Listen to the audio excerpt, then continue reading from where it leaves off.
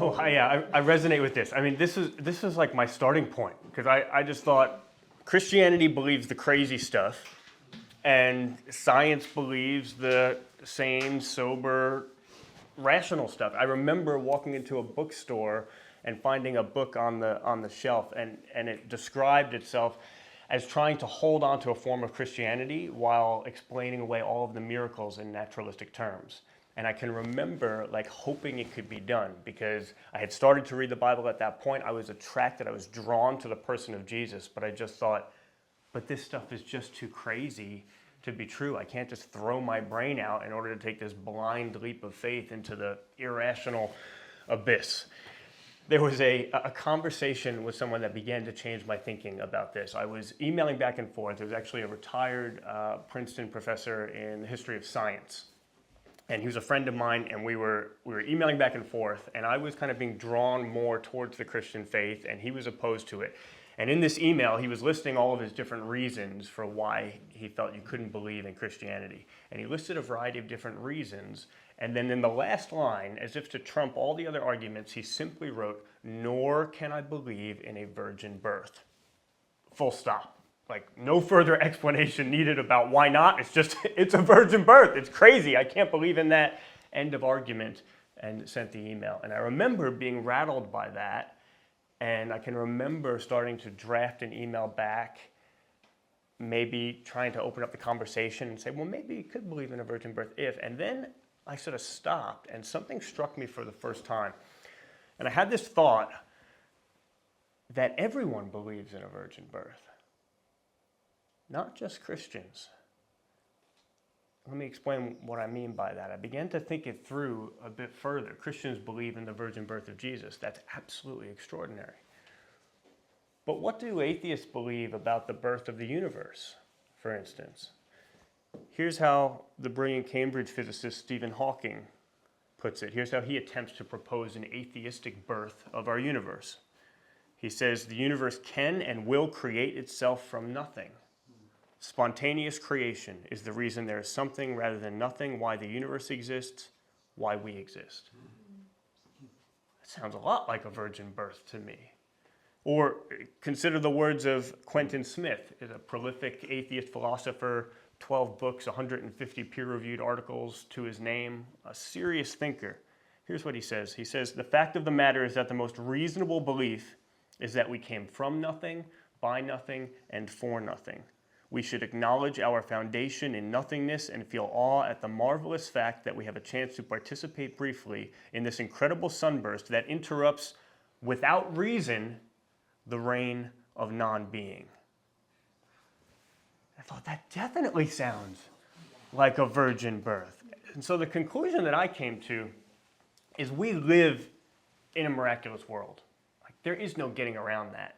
Theist, atheist, agnostic. Like right now, I am sitting on a rock that's rotating at 1,000 miles an hour. It's flying around the sun at 67,000 miles an hour. It's part of a galaxy that's being hurled through the universe at over 1,000,000 miles an hour. Like, it's amazing how often we just walk through our days just thinking things are normal and reasonable and sober-minded. Like, we live in a miraculous world, and we shouldn't be so surprised if therefore there are some miraculous explanations for the miraculous world that we live in. So I began to read some of that and think some of that through, and I thought to myself, you know what? It's not a matter of whether you believe in a virgin birth. It's just a matter of which virgin birth you choose to accept.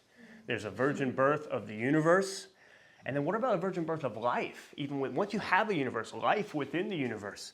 We read similar sorts of things. I mean, here's Professor James Tour. This is one of the world's leading nanotechnologists, leading chemists, an absolute premier thinker. Here's what he says about the state of science with respect to where life came from. Once you have a universe, how did life emerge? Here's what he says. He says, we synthetic chemists should state the obvious. The appearance of life on Earth is a mystery. We are nowhere near solving this problem.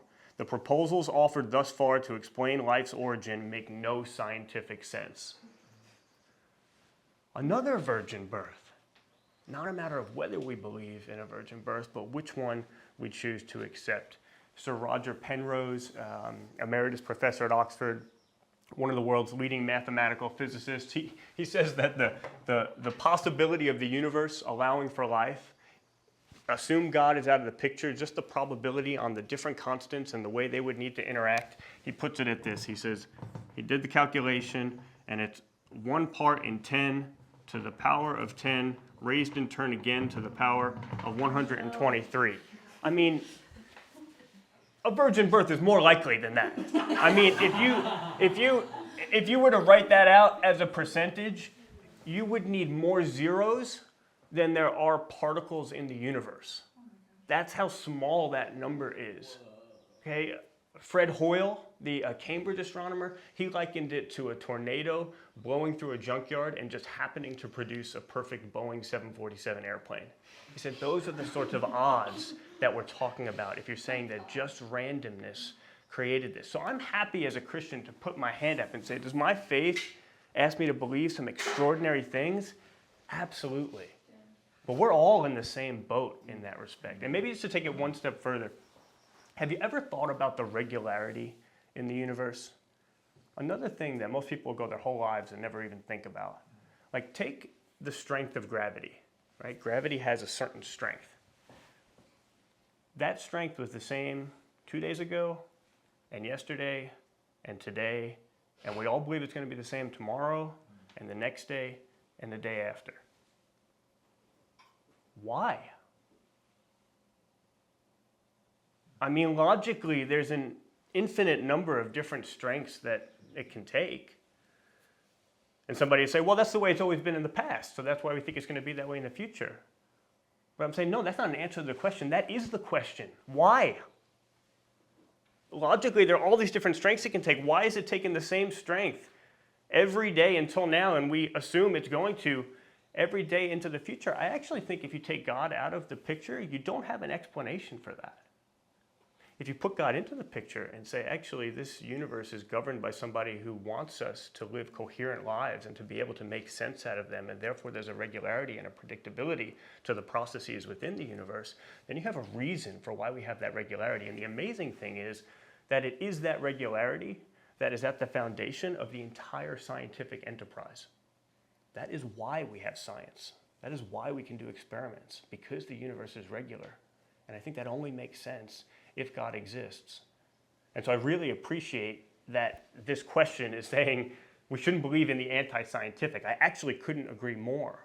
But I actually think you need the existence of God in order for the universe to have the regularity, which is the precondition of science itself. I don't think science disproves God. I think only God actually proves science.